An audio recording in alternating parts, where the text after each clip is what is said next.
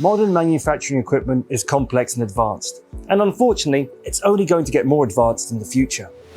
And that's where digital twin technology comes into play, enabling machines to have their digital representation.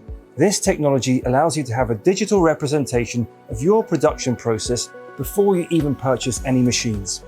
And when the line is already operational, the system allows you to check if the robots have any issues, whether they are working to their maximum capability, or even if they are properly situated on the factory floor, thereby giving engineers a much more holistic overview of the manufacturing process taking place. Having a preview of all the machines on the production line in real time from just one device is a real advantage in potential problem solving at any stage of the manufacturing process. That's it for now. Stay tuned for the next episode.